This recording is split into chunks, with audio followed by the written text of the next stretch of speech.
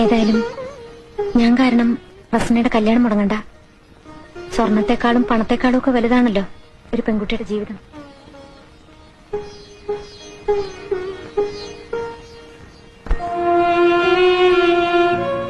ഒരുപാട് കഷ്ടപ്പെട്ടിട്ടാ എന്റെ അച്ഛൻ എനിക്ക് ഈ സ്വർണം തന്നത്. ഇന്നലെ വരെ ഈ വീട്ടിൽ ഈ സ്വർണത്തിന് ഒരു വിലയില്ലായിരുന്നു.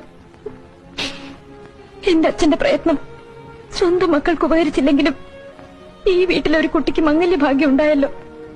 എന്റെ അച്ഛന്റെ ആത്മാവിന് പുണ്യം കിട്ടും.